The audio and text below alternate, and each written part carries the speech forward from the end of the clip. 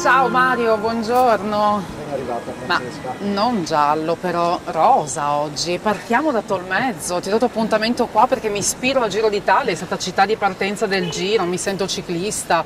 Fascia rosa ce l'ho, maglia rosa. Io sono... Ti ho chiesto di portarmi a fare un altro giro in Carnia. Da Tolmezzo questa Esatto. volta dove andiamo? Oggi andiamo, rimaniamo in tema col Giro d'Italia. Non lo Non Zoncolà, facciamo lo spero. zoccolo, però ci fermiamo sotto, ci fermiamo ad Ovaro, Ovaro. percorrendo la pista ciclabile che fa parte sempre della RECIR, la rete di ciclovie di interesse regionale. Passando dal Quindi ponte di Caneva, facciamo di nuovo il quindi ponte di Caneva, però da lì prendiamo la variante che invece va a Villa Santina e quindi lungo un vecchio tracciato, di nuovo una vecchia ferrovia che è stata riutilizzata come pista ciclabile, andremo fino a Ovaro. Però prima ti faccio ecco, fare c'è una sempre un piccola però salita. con Mario. A me piacciono far salite, quindi andremo su a Tudinico. Piccola proprio, eh? Piccola, Vabbè, già che insomma, ci siamo, allora diciamo, lì ti riserverò io una sorpresa. Quanti chilometri oggi comunque? allora, se andare dritti fino a Ovaro sarebbero 22 km circa ed è adatto a tutti. Salire a Tudinico è un po' più impegnativo, quindi solo per i ciclisti più allenati, oppure con l'e-bike, ma oggi vedo che non ne sei improvvista. Quindi Mario mi ha dato fiducia, mi fa piacere.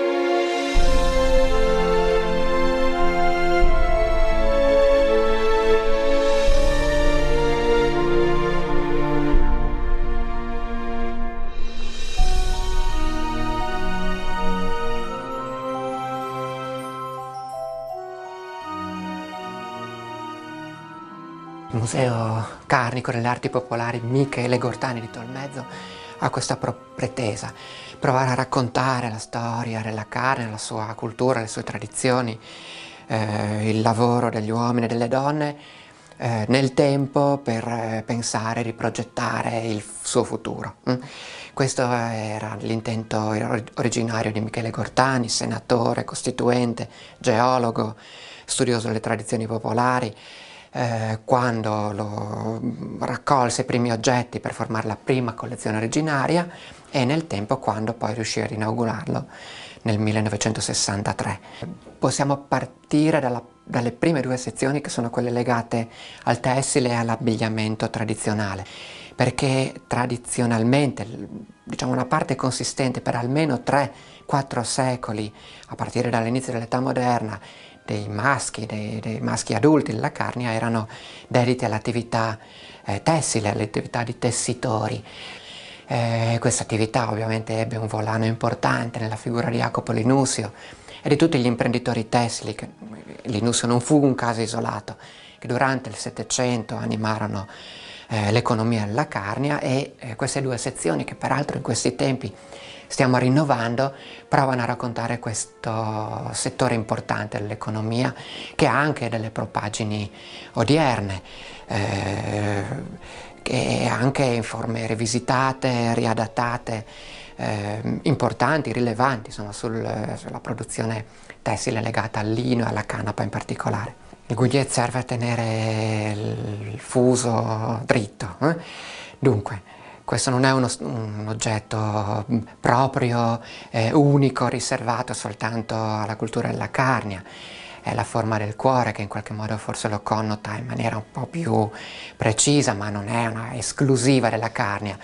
Però è vero che questo in qualche modo ha trovato nuovi significati, è stato rivestito da nuovi significati anche in chiave turistica e noi ci fregiamo di conservarne degli esemplari piuttosto antichi che ovviamente tutti i turisti apprezzano in maniera particolare ora che la Carnia viene identificata con questo oggetto.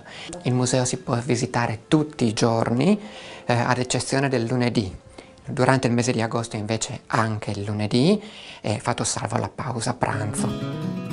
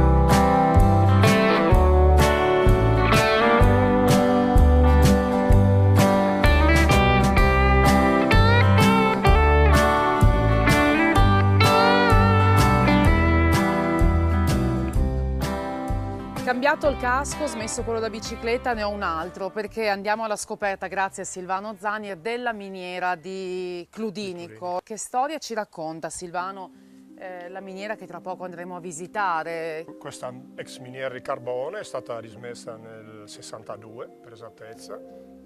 Poi ringraziando Michele Covassi, che lui e il suo cane entravano ogni giorno a visitare questa miniera. Cioè, qua era tutto coperto da detriti, era solo un piccolo buco dove lui si intrufolava all'interno e visitava questa miniera. E ha avuto la brillante idea di portare all'amministrazione comunale per poter riaprire queste miniere al pubblico per le visite guidate. Silvano, queste scale dove ci portano? Allora, queste scale volendo si arriva al quarto livello, sono 153 scalini, sarebbero 6 livelli, però noi entriamo dal quarto livello per comodità e saliamo lungo le scalinate e percorriamo i vari livelli. Questo qua è un carotaggio, qua ci troviamo 83 metri sotto il museo. Come si svolgeva il lavoro qui dentro? E qua 8 ore, il turno durava 8 ore, erano 3 turni di lavoro. Dal 38 al 56 hanno lavorato in continuazione, hanno chiuso definitivamente, hanno smantellato tutto quanto, però poi gente del posto hanno formato una società, hanno fondato una società e hanno lavorato fino al 62. Lavoravano anche le donne al di fuori della miniera, facevano la scelta del minerale. Il minerale veniva portato al deposito alla Vareton, che è l'altra miniera praticamente, perché abbiamo 3 miniere. La Creta d'Oro, così chiamata, dove noi effettuiamo le visite, e la Vareton, sono collegate tra di loro. Contano 150 km di gallerie.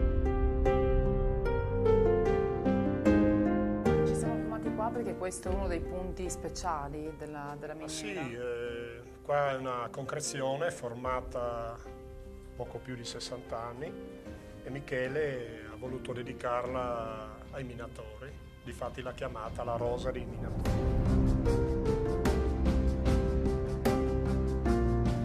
Eccoci qua, Silvano, grazie mille, un assaggio, ma è stato particolarmente bello, tornerò con maggiore calma. A proposito, indicazioni per chi volesse visitare la miniera, prenotarsi? Sì, prenotarsi o sul sito o telefonare all'ufficio di Ovaro.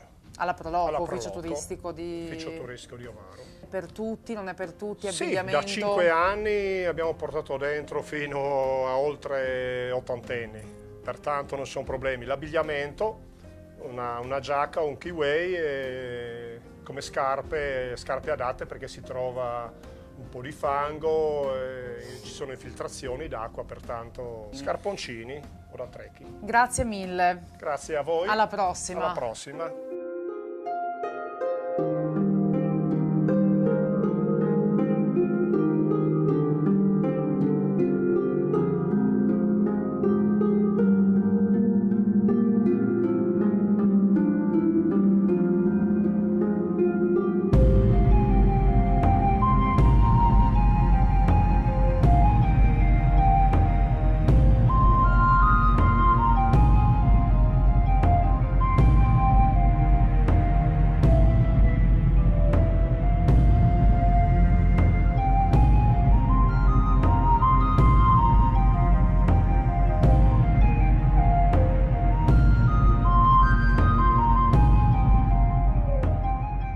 Ai piedi della discesa imbocchiamo nuovamente la ciclabile che ci porta fino a Ovaro. Il nostro percorso termina sotto l'arco dello Zoncolan. Alla prossima pedalata, saluti e bici!